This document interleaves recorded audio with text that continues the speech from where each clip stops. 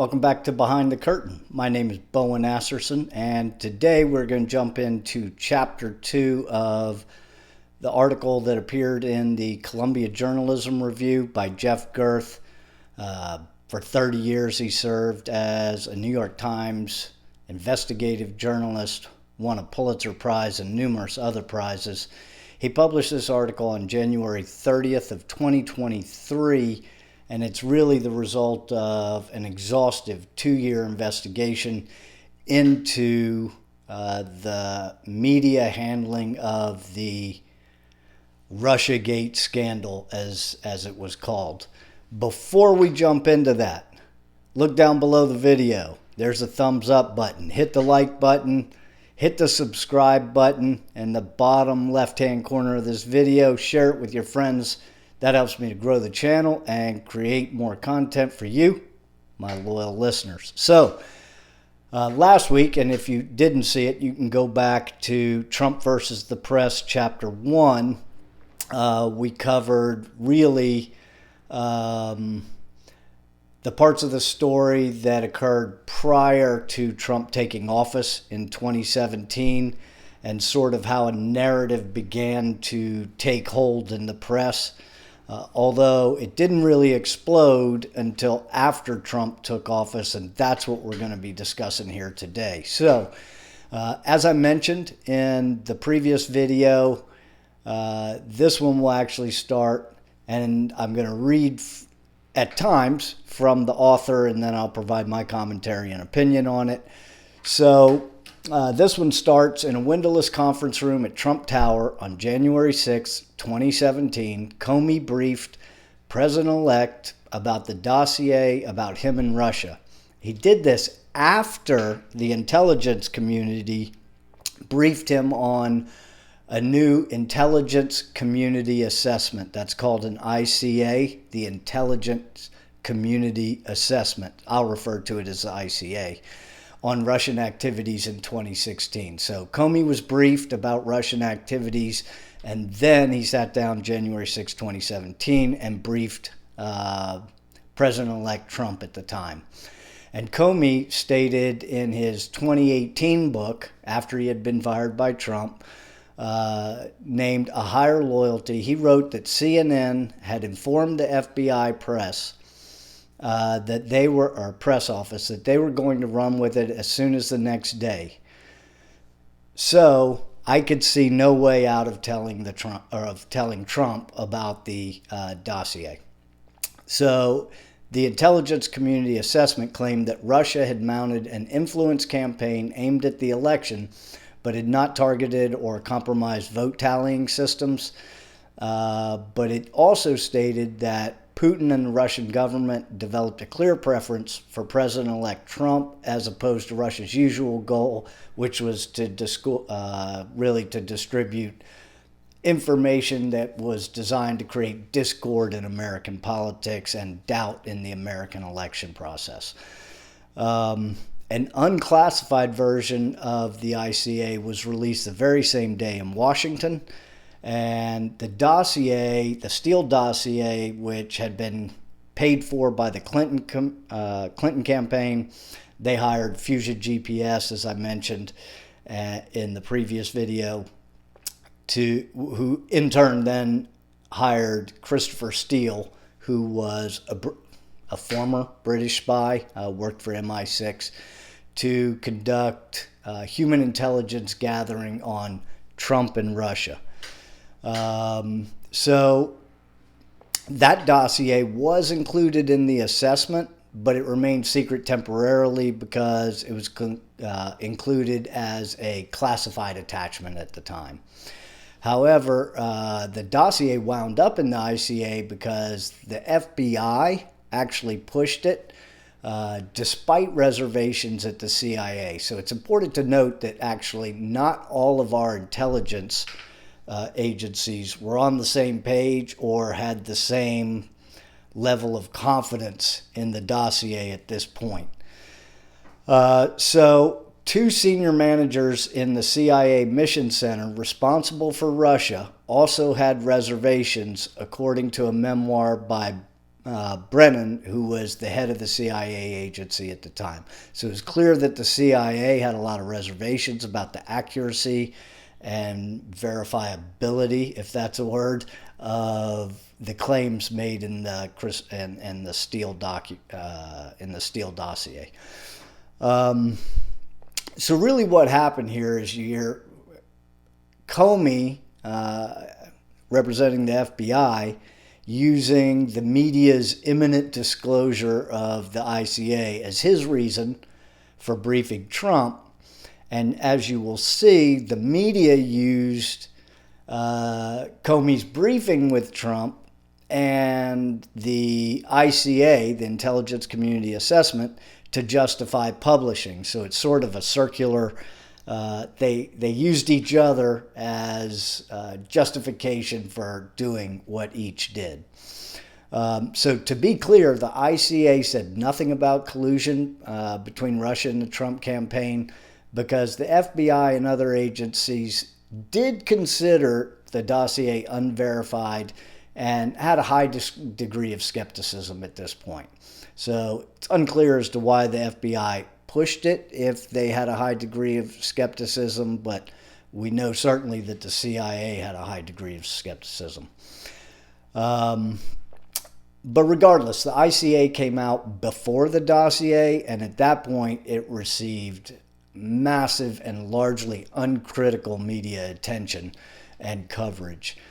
However, some reporters weren't convinced. Several called the ICA flawed because it was based on conjecture and incorporated misreported or mistranslated and false public statements, according to interviews conducted by the author of this article. None of that mattered really, because the fact, as I mentioned, that top government officials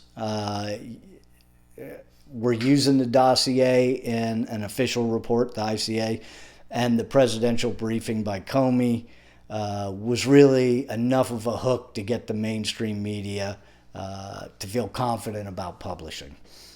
So it actually turns out that on Tuesday, January 10th, so 2 days later, or 4 days later, after Comey had briefed Trump, CNN disclosed the Comey briefing. They also said the sources used by the author of the report had been checked out over the past few months and found to be credible enough. And that's what I talk about when the media is presenting a narrative or seems to be pushing an agenda. What is a source that is credible enough?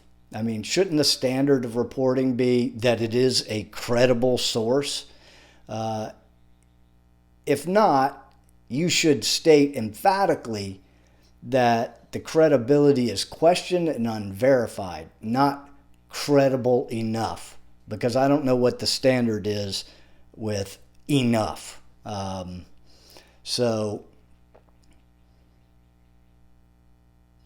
my point there would be, let's make sure we have high standards for the sources that we're using instead of vague descriptions of credible enough. So it actually turns out that a few weeks after the FBI began checking out the dossier by Steele, that the FBI offered Steele $1 million. And this is in public FBI reports that have been released.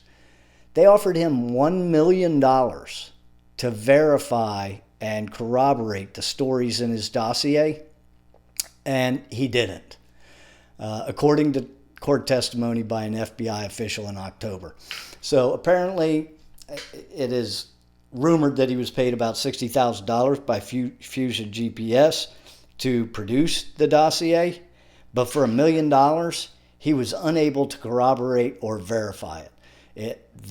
That should have, at that point, created a high degree of skepticism within the FBI. And you will see as we go through this that there was a high degree of skepticism by the FBI. And although they made numerous attempts and plenty of effort that they put forth into telling the media that to this point They had found no evidence of collusion between Trump and anybody related to Russian officials.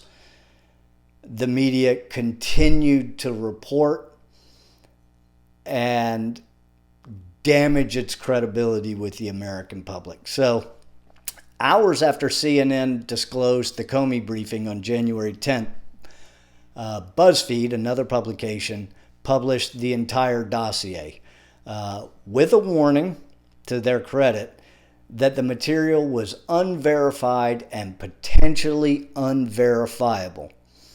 Now, I think you could debate whether they should have published it or shouldn't have published it. They clearly put in a disclosure. The mainstream media, I think we all remember, seemed to look past the unverified and potentially unverifiable warning or disclaimer that came with the story, and they grabbed hold of the dossier as a legitimate document, or at least many newsrooms did, notwithstanding the fact that it hadn't been verified and was considered potentially unverifiable. So Ben Smith, then the editor of BuzzFeed News, said in an interview the decision was a journalistic no-brainer. And I would agree with him. I would state that to publish an unverified and potentially unverifiable dossier required no brains at all, that nobody involved with that had any brains. So yeah, he's correct. It was a no-brainer. Nobody had any brains. In my personal opinion, you shouldn't publish a document as salacious as the Steele dossier if you know it to be unverified or unverifiable. There's an argument to be had there. That's not going to be had at this time. We're going to keep moving along. So the author states that many in the media later criticized Smith's decision, and some even called it fake news. The author states that Smith, whom he interviewed for this article, held his ground in our conversation.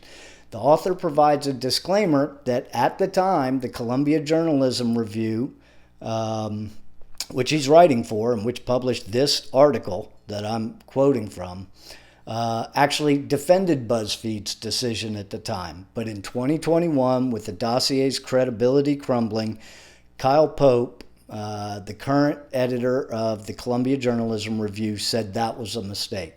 Now, it said the dossier's credibility was crumbling. Depends on which news source you looked at. If you looked at more conservative and independent news sources, the dossier's credibility had crumbled long prior to 2021. It had crumbled sometime in 2018 because it became clear that this was information that was provided to Christopher Steele by individuals who were not trustworthy, and that it was mostly rumor and conjecture, essentially barroom talk. And that was widely reported, depending on which media sources you looked at. If you looked at the more left-leaning media sources, quote-unquote, our legacy or corporate media, then you weren't hearing any, or you were hearing very little about questions surrounding the credibility of the dossier. It seemed to be largely overlooked. Christopher Steele, in response to the author's questions, the author of this article, earlier this year, wrote that his raw intelligence reports were meant only for client oral briefing rather than a finished and assessed written intelligence product. Well, nobody made that clear in the reporting. They reported it as though it was, essentially fact. I think we all listen to many media outlets with incredulity at how confident they were in the facts of the Steele dossier. Many of them, claimed that their confidence in the credibility was due to the FBI's investigation or at least possession of the dossier. So Fusion GPS, well, first let's state this. CNN's story claimed that Steele's investigations related to Trump were initially funded by groups and donors supporting Republican opponents of Mr. Trump during the GOP primaries. And I discussed that in Chapter 1, prior video, that they were looking for, that these conservative clients were looking for information to help their candidates defeat Trump in the GOP primaries. However, once the GOP primaries were over and Trump had won the nomination, the GOP nomination, that contract ended. That client no longer had use for Fusion GPS. Fusion GPS got a new client, the Hillary Clinton campaign and the Democratic National Committee, and they are the ones that then hired Christopher Steele. And Christopher Steele produced the dossier paid for by the Clinton campaign and the Democrat National Committee. So, and Fusion GPS in 2019 made clear that the dossier came later as a separate project for their new campaign, their new client, the Clinton campaign. So CNN repeated this false claim again in 2018, which, as I mentioned, by that time, depending on which outlets you looked at, some were giving you the facts, some were ignoring the fact that the credibility of the dossier was seriously in question, and the integrity of the reporting of that dossier was really questionable at best. So CNN repeated the false claim again in August 2018. However, when the Associated Press got it wrong in February of 2018, the news agency ran a correction the very next day. For those of you who don't know, the AP, the Associated Press, is a newswire service that goes to every newsroom in the country. It is consulted by every reporter, every newsroom, every editor, every single day. That's where they go to get the beginning facts, the groundwork, the foundation for any story that they plan to report on. So why then didn't CNN post a correction? CNN waited 3 years to do what they called a deep dive into the dossier in November 2021. At that time, 2021, after Trump is out of office, they correctly described the dossier sponsors. That's convenient once Trump is out of office. Why don't you do a fucking deep dive when you're doing the story instead of just going after a narrative that you want to go after? Facts be damned. I mean, that's selective reporting. And to avoid the accusation of having lied, they lie through omission, which is much subtler. And we saw that a lot during the Trump era with the press. So, and by the way, that's what investigative journalism is. It's doing a deep dive for verifiable facts, not ignoring facts that are inconvenient to the narrative you want to push. Now, the 2017 CNN story later won an award from the White House Correspondents Association. Are we surprised? I can't say that I'm surprised. At that point, it was obvious that the facts were no longer necessary in order for the mainstream media to publish unverified information or hyperbolic stories reporting on Trump-Russia collusion. Just as long as it made Trump look bad, that was justification enough for publication. So really it came down to, and we see this a lot now in activist-based journalism, as long as if the ends are noble, then that justifies any means that you use to get there. So basically, they considered Trump Hitler. And if you consider Trump Hitler, then you could almost justify any means to get rid of him, because Hitler was a really bad dude. But Trump's not Hitler. Whether you like him or you don't like him, he's not Hitler. Hitler was Hitler. Trump didn't kill 6 million Jews in ovens. Hitler killed 6 million Jews in ovens. So dislike or disgust of somebody, I don't believe, is a genuine justification for ignoring facts and truth in pursuit of your agenda to rid yourself of that individual. Now, afterwards, Trump trashed CNN for its report. Some of you may remember this. CNN's correspondent, Jim Acosta, who made his name on reporting during the Trump era, he interrupted Mara Liaison of NPR very rudely, if you remember. Took the microphone away from her to ask a question as part of a response to Trump's trashing of CNN. And Trump declined, saying, "You're fake news." And that's the first time he had publicly labeled an individual journalist using the words fake news.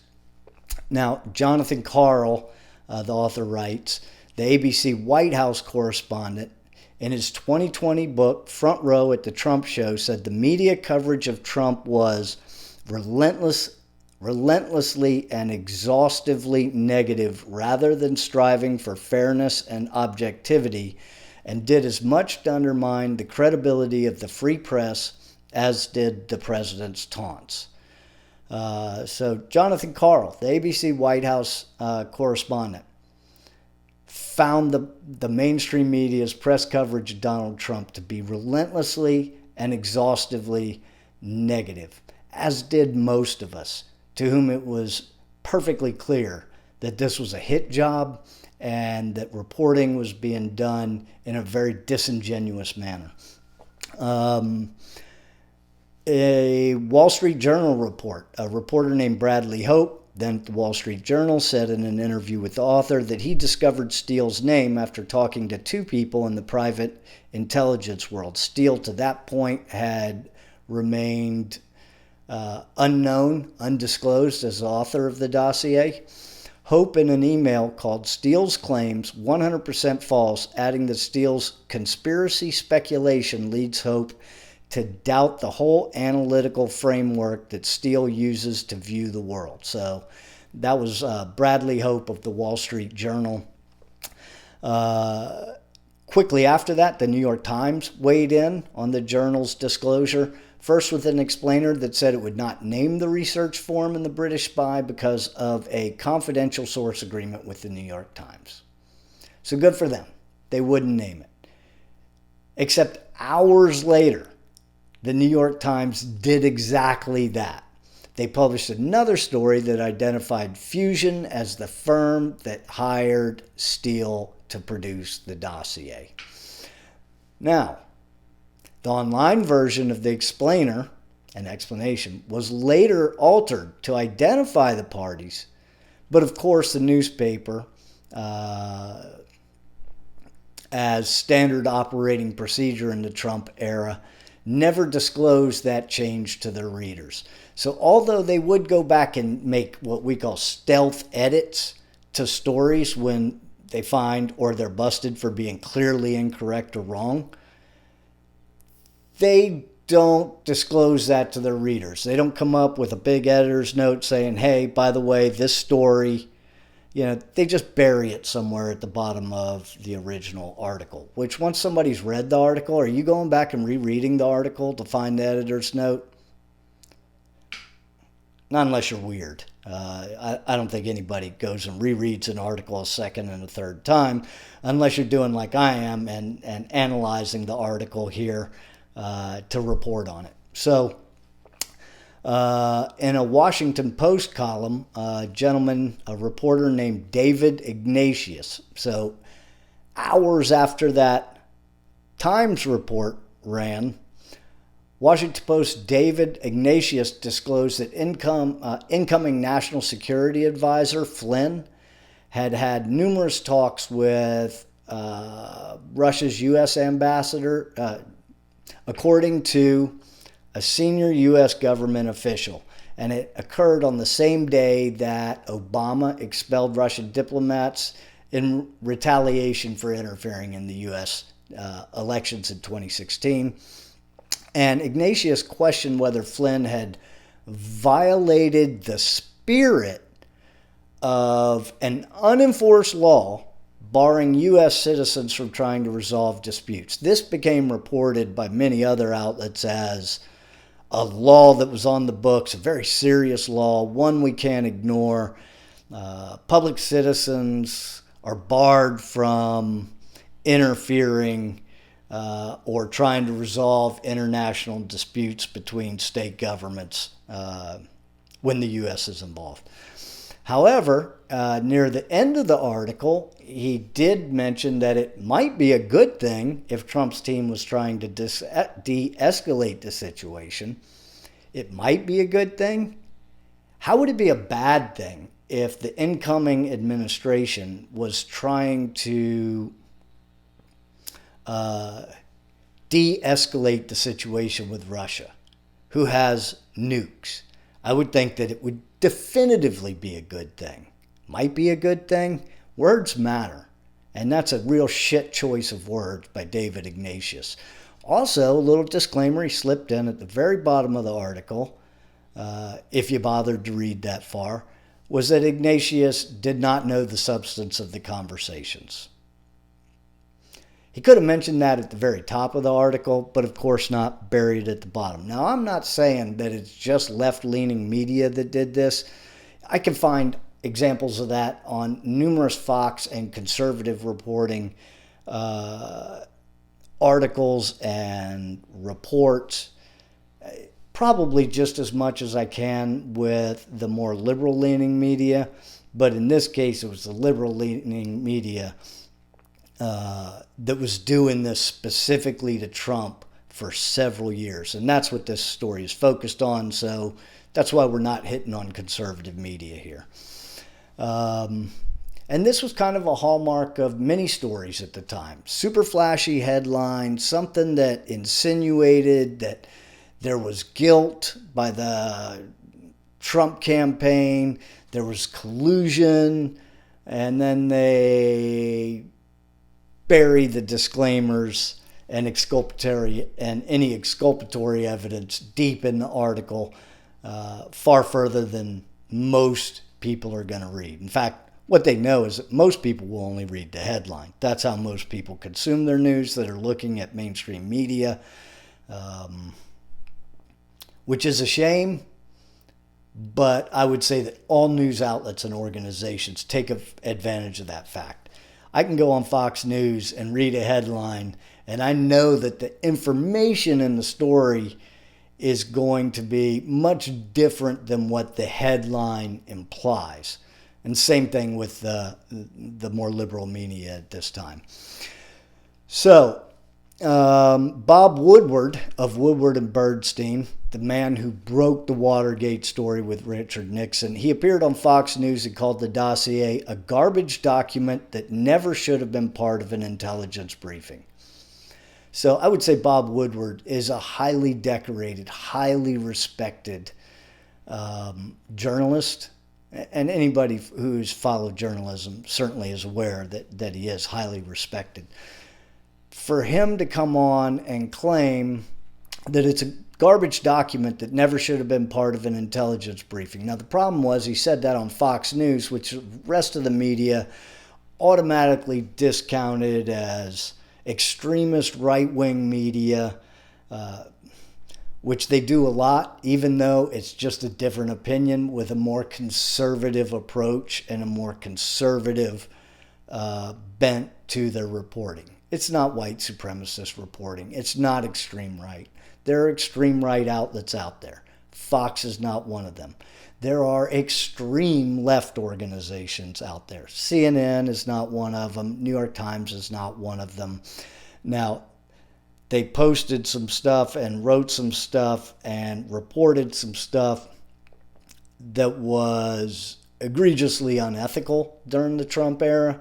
But I think, and they may have opinion journalists there that are far to the left of where the paper's typical stance is. So although heretofore the New York Times, the Washington Post, even CNN years ago were deemed to be mostly middle of the road with a slight left-leaning bias, They certainly shifted much further to the left during the Trump era. And also asked how they reacted, or let me back up.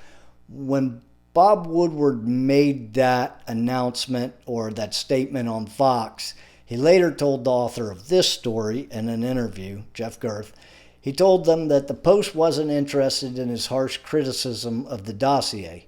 Woodward said he reached out to people who covered this at the Washington Post. And he said, to be honest, there was a lack of curiosity on the part of the people at the Post about what I had said, why I said it, and I accepted that, and I didn't force it on anyone. So as Trump prepared to take office, Adam Intu of the Washington Post told the author who interviewed him for this story, at this point, as Trump was getting ready to take office, there was a feeding frenzy among the mainstream media outlets to try to become first with the story. There was this generalized feeling that this was going to turn into the next Watergate, and that the reporters who got the scoop first would become the next Woodward and Bernstein. Alas, much to their chagrin, this did not in fact turn out to be the case, as we all know. The day before Trump's inauguration, the New York Times featured a story, and the headline was, "Intercepted Russian Communications, Part of Inquiry into Trump Associates." Okay, those are the conversations that Flynn had with the Russian ambassador. Conversations that are commonplace with any incoming administration as they try to get up to speed and I guess set expectations and begin to develop relationships with foreign governments that they'll be interacting with as soon as they come into office. So the New York Times story provoked quite a reaction from Peter Strzok, who led the FBI inquiry into Trump-Russia collusion. He stated, quote, "The story had no substance and was largely wrong," he texted, adding, "The press is going to undermine its credibility." Well, yeah, that certainly has happened. The press has totally undermined its credibility. And the problem with undermining your credibility is once you've lost it, it's up to you to get it back. And thus far, now that Trump's out of office, we haven't really seen any indication that the media is either willing to admit their mistakes, much less, much less try to look at ways to avoid those mistakes in the future and ask for forgiveness from the public for such horrific and disingenuous reporting and vow to do better next time. Until you do that, you will not regain the trust of the American public, which currently ranks 46th. The U.S. press ranks at 26%. It ranks last on a list of 46 nations for the credibility of the press in those countries. The U.S. is last, the U.S. media. How does the most powerful country in the world, how does their media rank last in credibility with their citizens?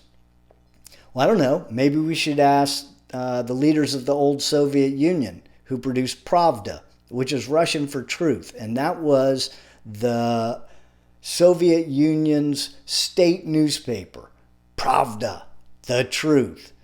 And it felt like a lot of media outlets during the Trump era were akin to Pravda. They were pumping out information that aligned with politicians who tended to share the reporter's political affiliation and goals in getting rid of Trump. So, Strzok was not happy and did not agree with the reporting.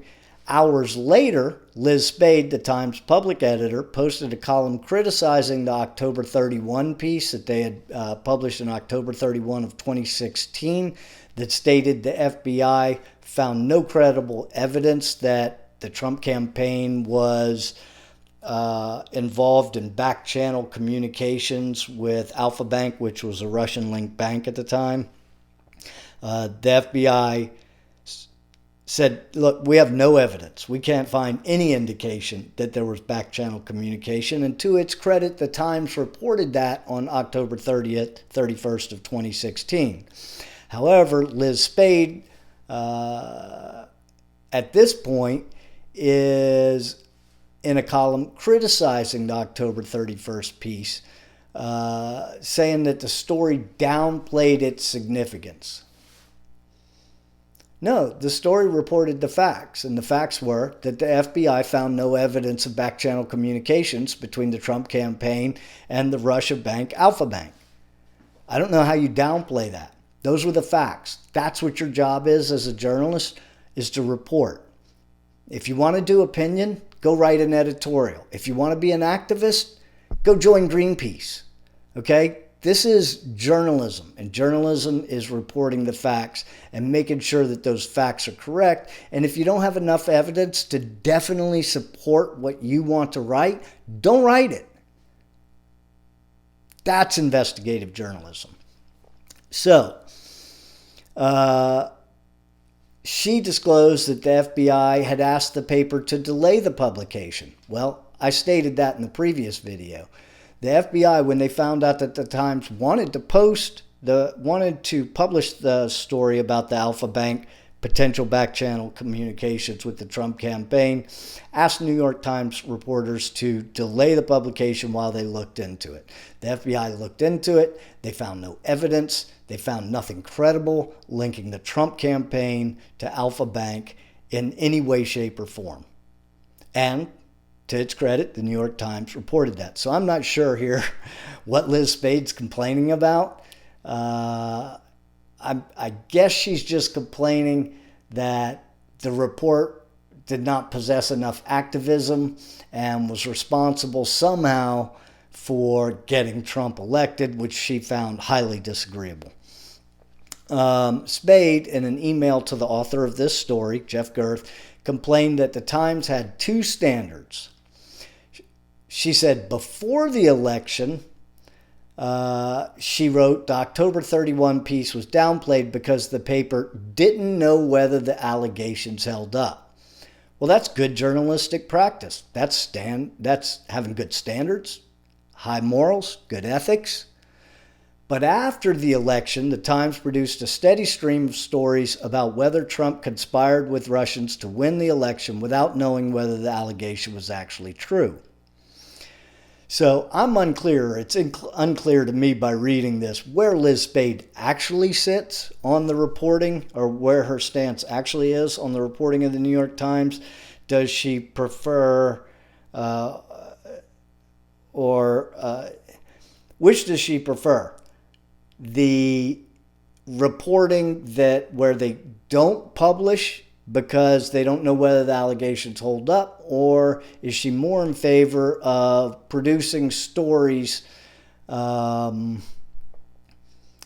without knowing whether the allegations are true? To me, it kind of sounds like she leans towards the more ethical standard of reporting, which is making sure your facts are aligned with the story that you're producing. Because the second version of reporting without knowing the facts, and regardless of whether the allegations are true, that's activism with an agenda. And we don't need that in journalism. Okay? Like I said, if you want to be an activist, you're in the wrong profession.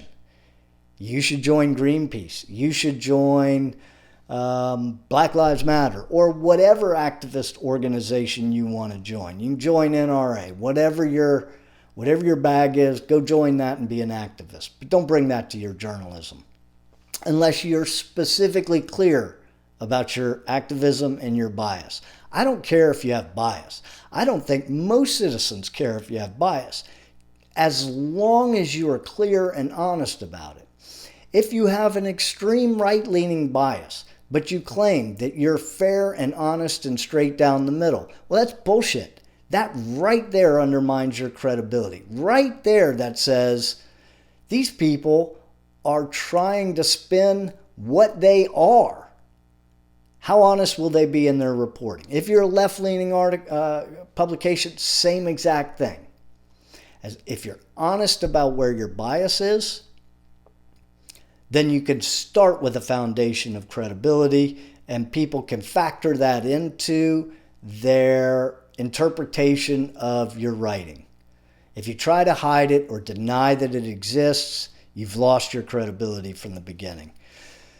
So, continuing, I got to tell you, this is the best part, the most outrageous part of the entire, the most arrogant, the most, it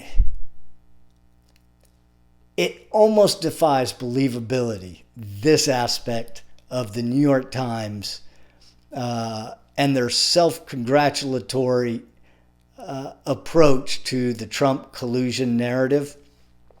The New York Times actually invites a filmmaker to come in and film their internal deliberations on whether to publish a bombshell report on Trump-Russia collusion. I mean, this is a newsroom. Your job is to put news out. Your job is not to see yourself as a movie star in the future. I guess they all imagined that they would, in fact, be starring in the sequel to All the President's Men, which was the story about the Watergate scandal that caused President Nixon's impeachment and subsequent resignation from the office. I mean, like, that's a big thing for reporters these days. It used to not, reporting used to be a blue-collar profession, and today reporters come from the Ivy League schools and they're attending the Washington cocktail parties. They're cavorting with and mingling with the same people that they're reporting on. They're commingling with and friends with corporate entities, with politicians, the people that they're supposed to be holding to account. Now, how can you hold to account somebody who you're going to go to dinner with tonight? That's an extremely tenuous position to find yourself in. And I couldn't really legitimately expect anybody to do that. I mean, so there's a big problem right now. There's a poor incentive structure for how people report the news, and that needs to be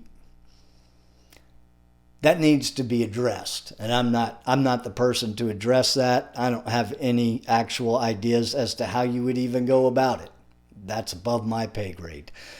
But okay, so the New York Times at this point is about to land what they call a bombshell report. This report is actually going to be the catalyst that launches the tsunami of negative and hyperbolic coverage and speculative and uncorroborated and unsubstantiated reporting that's about to follow.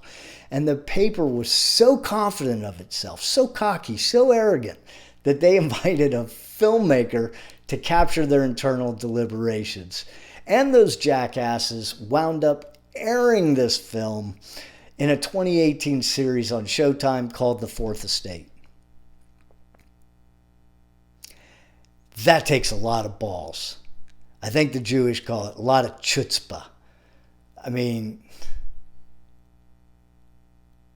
I just can't imagine another time in history where any newsroom, any editor would have the gall to do something so outrageous and so self-congratulatory. I could just see the self-satisfied smugs on the faces of the journalists and editors involved in the making of that film.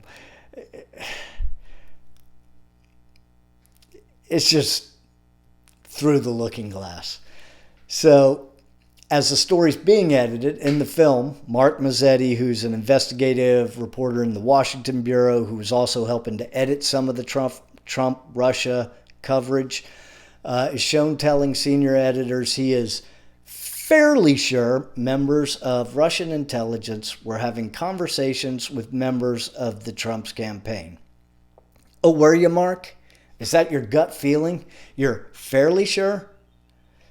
I think the standard to report is you're sure. Because if you're only fairly sure, that means you're partially unsure. And if you're partially unsure, then you don't write that story until you can gain enough facts and you can vet the facts and the individuals involved in the story to such a degree that you are sure of the facts.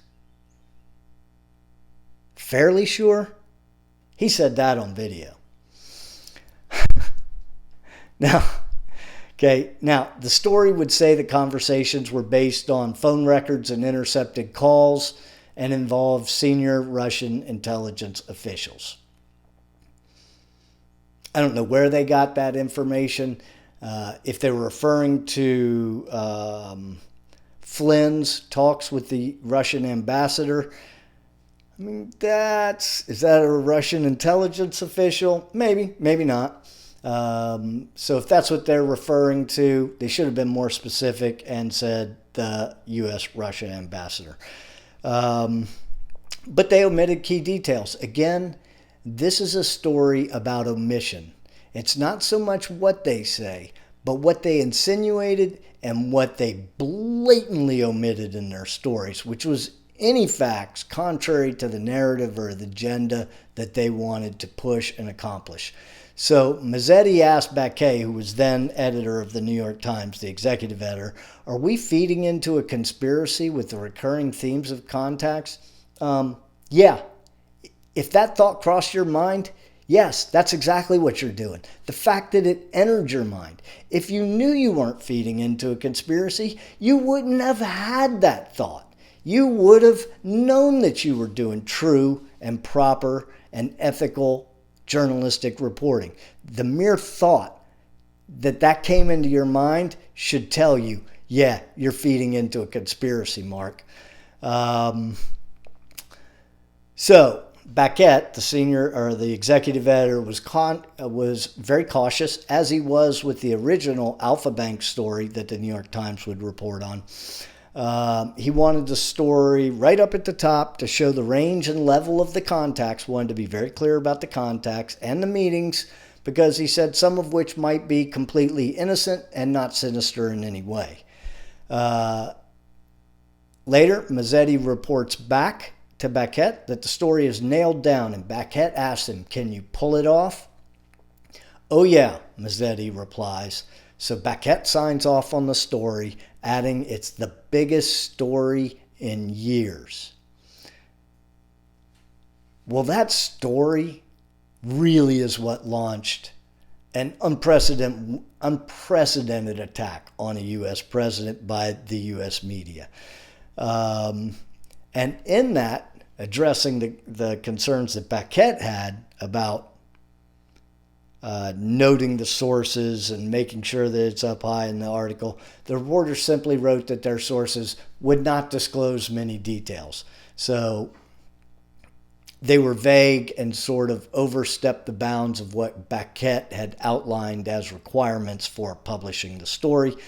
The piece, however, in all fairness, did contain a disclaimer up high, near the top, noting that their sources so far had seen no evidence of the Trump campaign colluding with Russia. So we have to give them credit for that. They put the disclaimer, they put it right at the top. However, in the very next sentence, and that's all they said about it, by the way, in the very next sentence, it reported anonymous officials being alarmed about the supposed Russia-Trump contacts. And then it goes on to claim all kinds of anonymous sources, unnamed intelligence officials, unnamed politicians, etc., expressing alarm and extreme concern. When in fact, at the top of their story, they note that there's absolutely no evidence to support this at this point. But the whole story sort of contradicts that little disclaimer at the top. So the FBI's reaction to the New York Times claims. So the New York Times stated that the FBI declined to comment for the story, as they usually do almost always in an ongoing investigation. While in fact, though, the FBI was seriously ripping this story into shreds. According to Strzok, who managed the Russia case, his analysis found, and I'm going to read this, numerous inaccuracies, including a categorical refutation of the lead and the headline. We are unaware, Strzok wrote, of any, capital A-N-Y, all in capitals, of any Trump advisors engaging in conversations with Russian intelligence officials. Comey, then head of the FBI, immediately checked with other intelligence agencies. They had no evidence. They came up with nothing. Comey then relayed his findings to a Senate briefing, a closed Senate briefing. So he went and he told the members of the Senate Intelligence Committee, yeah, there's zero evidence. We don't find anything. And as many of you know, the Senate Intelligence Committee, after a several-year investigation, found that there was and concluded no collusion between the Trump campaign and Russia. Now, that wasn't televised, didn't receive any media coverage, and we know why. So, in the New York Times discussion of the dossier, it describes Steele as having a credible track record. It describes Steele as having a credible track record. According to whom? Did they vet Steele? I mean, did they go around Europe? Did they interview his bosses, previous bosses at MI6? They described Steele as having a credible track record and noted the FBI had recently contacted some of Steele's sources. In fact, they had. They had recently interviewed Steele's primary source, Russian working at a Washington think tank. Don't hold me to this. I think his name was Igor Danchenko. I may be wrong. If so, notify me in the comments. At any rate, Steele's primary source, this Igor Danchenko, told them Steele's reporting was misstated or exaggerated, and the Russians' own information, his information, Igor Danchenko, the guy who Steele went to for all this information, told him that his information that he gave Steele was based on pure rumor and speculation. So at this point in 2017, the FBI has spoken to the individual that provided the vast majority of the information for this dossier. And that person admitted it's almost entirely rumor and speculation.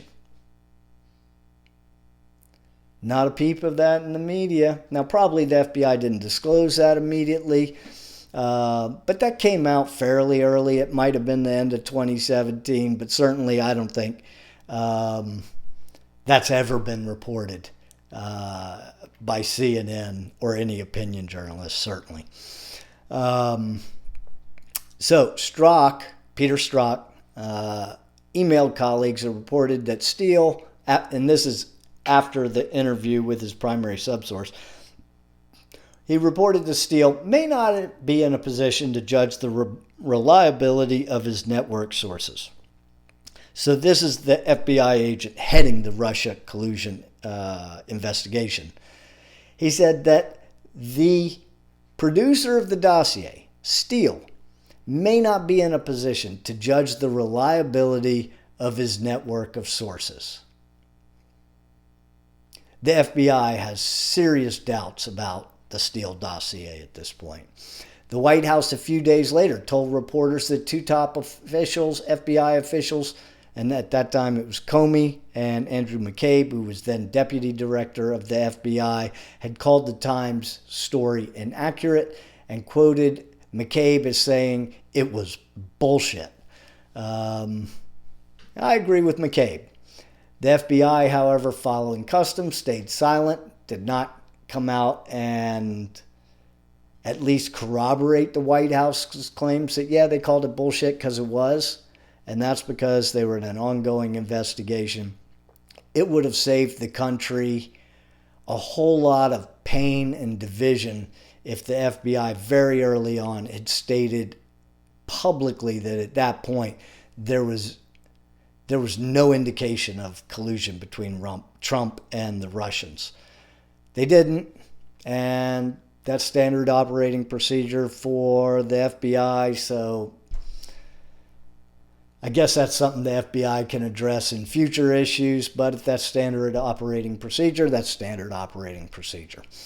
Devin Nunes, then Republican chairman of the House Intelligence Panel, told reporters repeatedly his investigation, which included access to the FBI and other intelligence material, including the CIA, the NSA, the DNI, had seen no such evidence as cited by the Times. But the reporters were skeptical, and they pushed back against Nunes and asked him if he was acting in coordination and on behalf of the White House. Was he running interference? That's insane.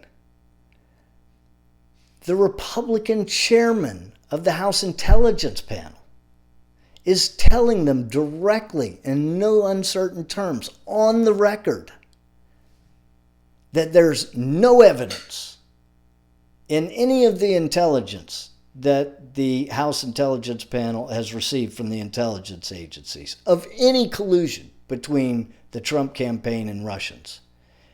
And the reporters are pushing back, questioning whether he's lying or not, while at the same time taking information from anonymous sources and publishing that?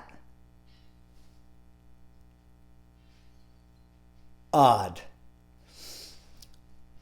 So it wasn't until June 2017, which is several months later, after there was a public rebuke of the New York Times story by Comey, that news outlets saw fit to start questioning its reliability. Once they were actually called to the carpet and the FBI came out and stopped them in their tracks from continuing to run with the bullshit narrative that the dossier was filled with facts.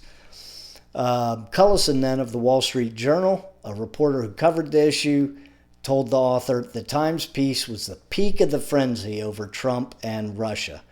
And Bob Woodward at the time stated to the author, it's kind of like the Watergate burglary because it helped to launch the issue into the public mainstream. Trump, in a briefing after the New York Times story, this was where kind of the origins of fake news and enemy of the people came in. He called the Times story a joke and fake news. And a reporter asked him whether his use of fake news wasn't undermining the credibility of our news media. And no, Trump replied, he just wanted an honest media. Can you blame him?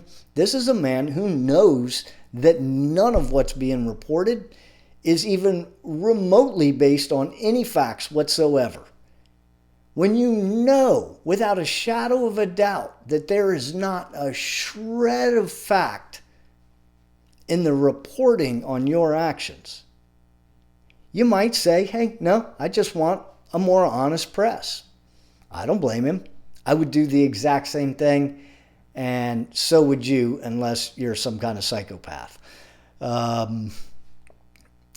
He also said, the public doesn't believe you people anymore. And that was right.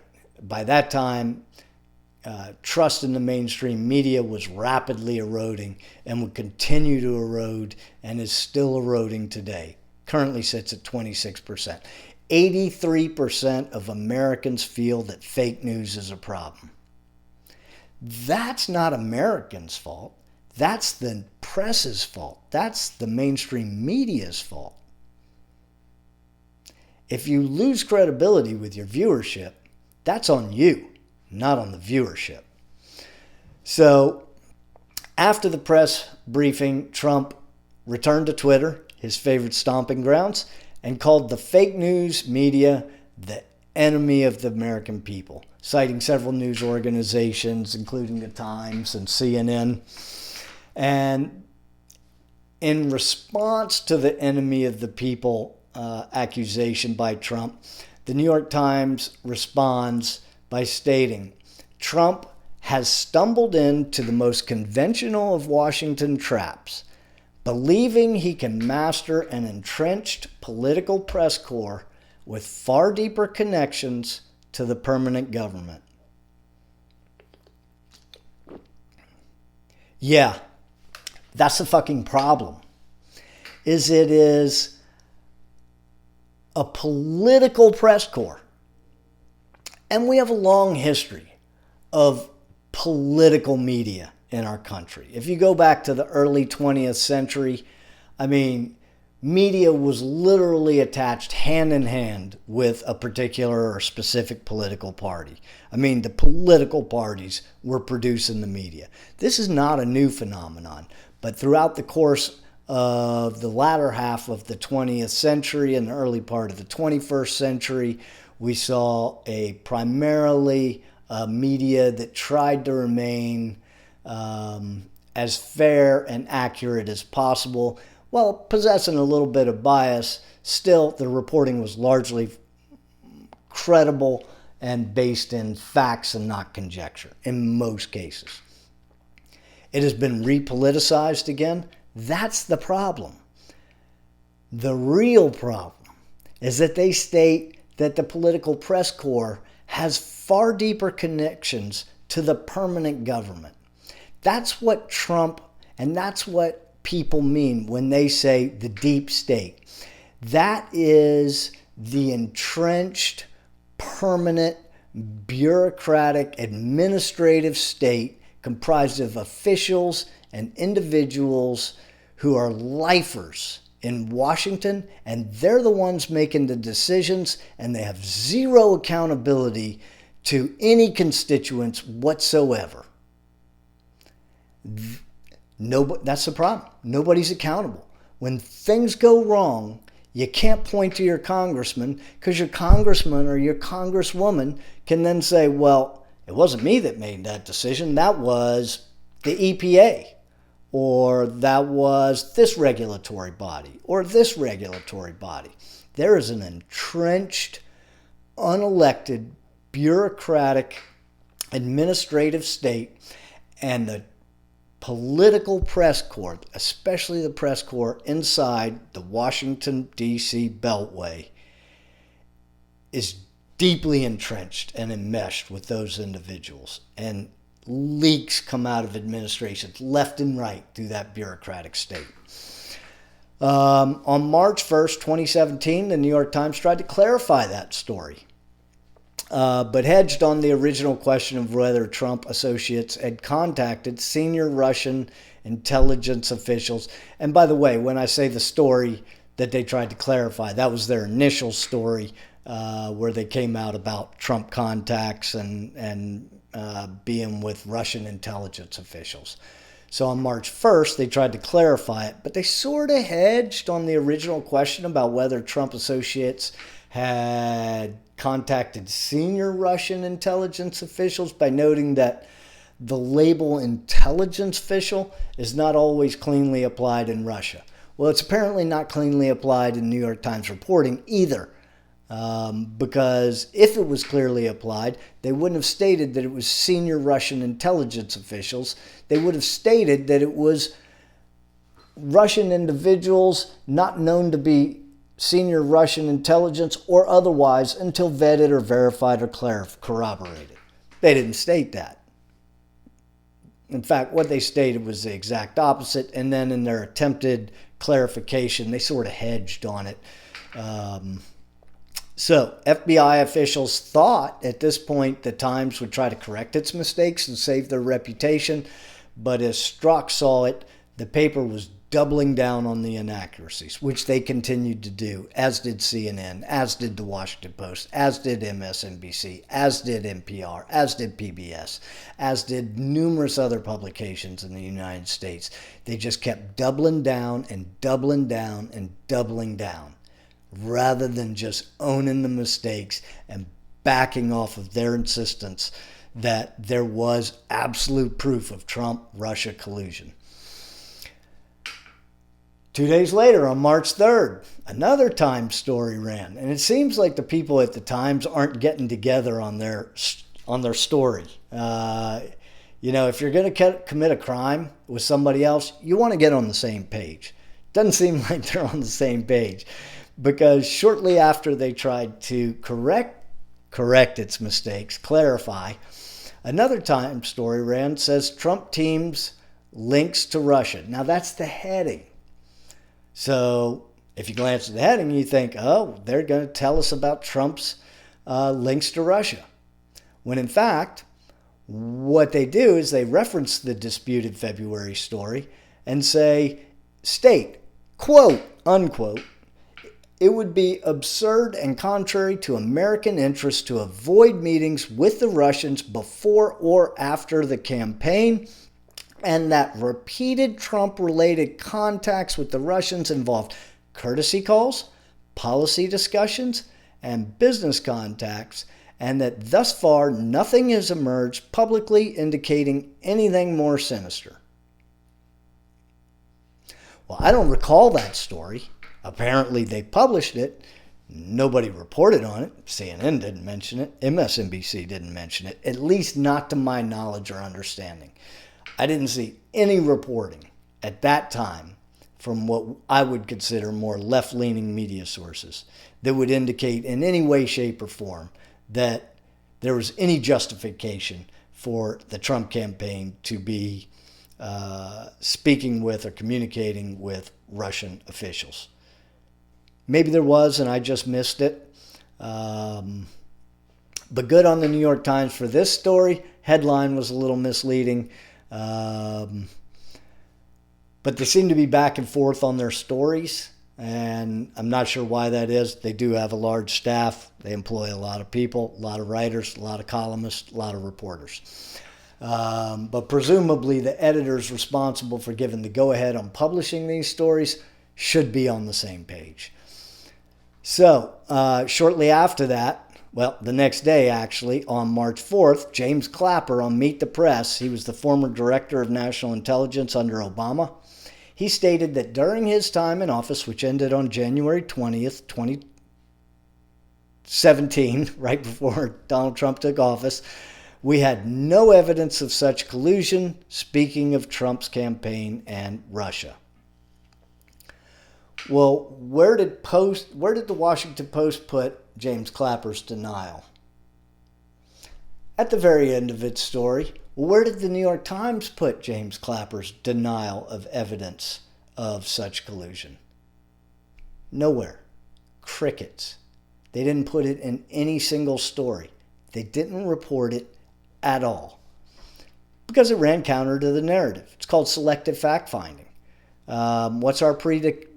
We determine the desired outcome, and then we go out and we find the facts to support that outcome. And if we run into information that's inconvenient or contrary to the ends or the agenda that we have or the mission we want to accomplish, we'll just ignore it or pretend it doesn't exist, which I guess is the same thing as ignoring it.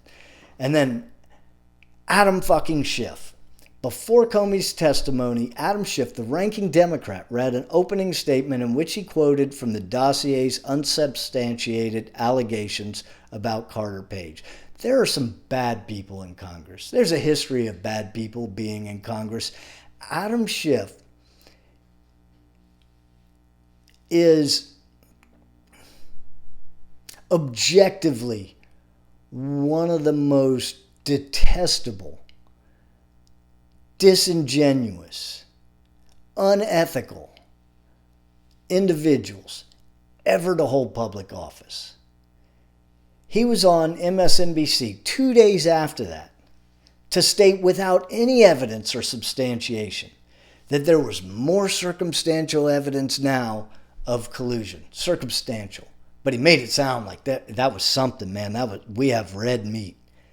In fact, Adam Schiff was running to either CNN or MSNBC every couple of days. It was almost as he lived in their studios and reporting breathlessly about some new breaking information, some new damning evidence, some new nail in the coffin for Trump.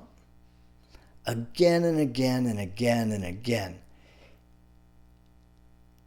He knows it's all bullshit. He knows this. He sits on the committee. He's been briefed by the FBI. He's being consistently briefed by the FBI and other national security agencies, and then goes and directly promotes a narrative that is in direct conflict with what he has been told by our intelligence agencies. That guy is a lying piece of shit. And I don't feel that way about too many people. I like to give people the benefit of the doubt. Even though there's a lot of people I don't like in Congress, I tend to give most of them the benefit of the doubt and think that they believe that they're doing the right thing. Adam Schiff is just a piece of human garbage. He should not be in office. But hey, his constituents voted him in, so, can't argue with what the constituents vote in. That's what you want, that's what you get. On March 29th, the Washington Post story, the Washington Post published a bombshell story about Sergei Milyan. I think he was a Belarusian / American businessman. They claimed he was Steele's main source, or they claimed that he was the source, Christopher Steele's main source behind the dossier's most serious allegation, which was a well-developed conspiracy between Trump campaign and the Kremlin. 4 years later, conveniently 4 years later when Trump was out of office, in 2021, the Post, like CNN, got honest about their reporting and retracted those parts of the story and parts of other stories after Steele's main source was indicted for lying to the FBI and the Inspector General, John Durham, who was looking into all this reporting and the behavior of our national intelligence agencies, stated that the reporting of Milyan being the source, the primary source in Steele's dossier, had been fabricated out of whole cloth. There was never a shred of evidence or anything linking that guy Milyan to Christopher Steele and that dossier or Trump whatsoever. However it came up, it was pure fabrication, but stated as fact by the Washington Post. We knew long before 2021 that was bullshit, but it took the Washington Post that long. And where did they do it? They did some stealth editing, stuck it right down at the bottom. So shortly after the bombshell report on Milyan in early April of 2017, the Washington Post story on Page, or the Washington Post published a story on Carter Page, who was a volunteer for the Trump campaign, if you remember from my other video, calling the FBI's surveillance of Carter Page the clearest evidence so far, and I'm going to read this quote, the clearest evidence so far that the FBI had reason to believe during the 2016 presidential campaign that a Trump campaign advisor was in touch with Russian agents. Such contacts are now at the center of an investigation into whether the campaign coordinated with the Russian government to swing the election in Trump's favor. Quoting anonymous sources, they mentioned vaguely that some of the information in the dossier had been verified by U.S. intelligence agencies, and some of it hasn't. Which parts? Article declines to mention that. Which parts have been verified? Which parts haven't? Why aren't you telling us? Isn't that what reporting is? So why would you tell us that some are verified and some aren't if you aren't going to tell us which ones are verified and which ones aren't? Unless there's a possibility that you don't know which ones are verified and which ones aren't. In which case, you shouldn't be reporting the damn story. And by the way, they're saying the clearest evidence so far is the surveillance of Carter Page.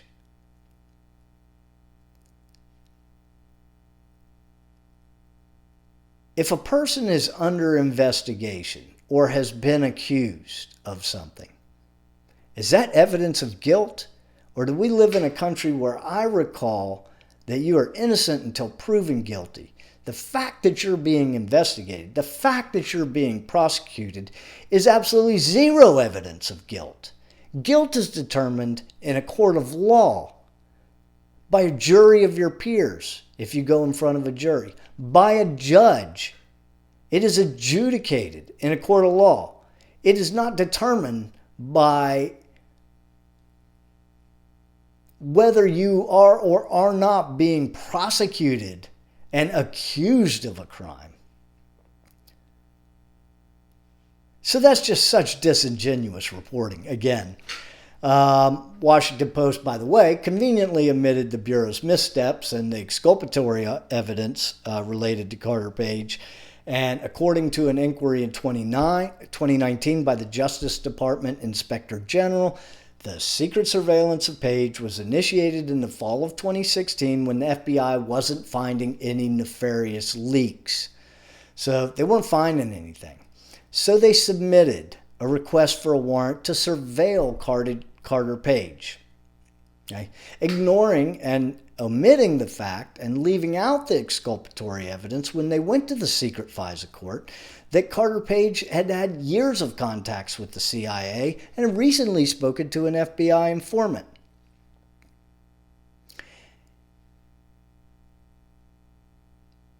It is the FISA secret court is designed so that U.S.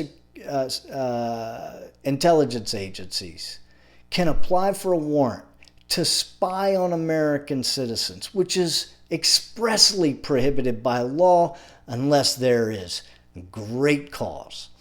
They are required to prevent evidence for why they should be granted the surveillance rights and evidence that may lead to them not being granted the warrant. Well, of course, they don't disclose any evidence as to why them not receiving a warrant would be warranted, right? They didn't provide any exculpatory evidence on Carter Page. And by the way, this increased surveillance, this secret surveillance of Carter Page in the Trump campaign, didn't find any evidence either. Carter Page was never charged. He resigned and walked away from the Trump campaign as a volunteer because it was just a distraction, and he didn't need to bring that distraction to a campaign. The Inspector General review also found that the FISA warrant process was deeply flawed, with 17 significant errors and omissions. An FBI agent sent an email to the CIA asking if Carter Page had ever worked with the CIA. The CIA responded back, yes.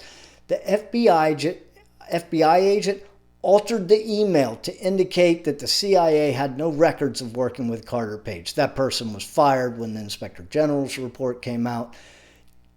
That's not a significant error or omission. That's flat out lying.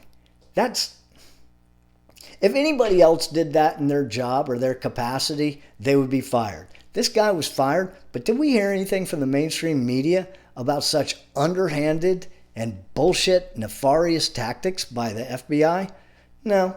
Now, maybe he was an isolated agent. As I said, I think what this story has indicated to me is the FBI largely acted pretty professionally. Even though the conservative media spun it differently, and I bought into the different spin. Prior to reading this article and looking into this full investigation, I was deeply skeptical of how the FBI handled it. And certainly there's an argument to be said that they could handle it better. But I thought that after reading and reviewing this investigative article, they acted with a lot more professionalism than I initially gave them credit for. And for people that don't know, the FISA court is a rubber stamp. According to reporting by the Daily Caller, and this is not in this article, I went and did this research myself, the U.S. Foreign Intelligence Surveillance Act Court, FISA, rejected only 12 rejected 12 out of 38,169 requests for surveillance warrants between 1979 and 2015. This means, the Daily Caller states, that about 99.7% of warrant requests that have been approved in the 36 years since FISA's inception. The last time a warrant was rejected was in 2009, when 2 requests were rejected and 1,320 were approved, according to a separate report by The Guardian in 2016. By the way, both of these are left-leaning publications, which has traditionally been the side of the aisle that is highly skeptical of our national intelligence agencies, as they should be. The FISA court did not deny a single one of the 1,457 government requests in 2015 for electronic surveillance orders, continuing a long-standing trend a Justice Department document showed. So there's a real problem in that process, and that should be addressed, and Congress is the place where it needs to be addressed, although I don't think that there's any desire, that they don't have any desire to address it. I don't think it benefits anybody to confront the FISA court system, and so members of Congress just will ignore it. So at this point, the dossier's credibility is collapsing. The FBI knew that the CIA called it internet rumor. The FBI on its own had been completely unable to find any credible corroboration for Steele's reporting, according to the Inspector General report. And Trump, by the spring of 2017, was fed up. He was completely uneasy with Comey and how he interpreted Comey was handling things, especially angry probably as I look back on it, because Comey wouldn't come out and say, hey, no, we've got no evidence. And I don't blame Trump for being upset about that. I really think that when it's a matter involving the President of the U.S., such a divisive issue in the U.S., that probably the FBI should have amended its longstanding practice of not commenting on an ongoing investigation and said something that would dampen the fires that were beginning to rage. Trump's deputy counsel told him that firing Comey would prolong and not curb the FBI investigation and possibly result in the appointment of a special counsel, which it did, Robert Mueller. The president acknowledged the dire prognosis, but Trump didn't care, stating, I'm still going to fire the son of a bitch. And he did just that. Okay, that's chapter 2. Thank you for watching. If you liked what I said and you liked what I covered today, hit the like button. Subscribe, share it with your friends, and stay tuned for chapter 3 as we delve further into the media's mishandling of the Trump Russiagate scandal. And if you subscribe, you'll automatically be notified when I post that article. So like, subscribe, share with your friends. Thanks. Enjoy your day.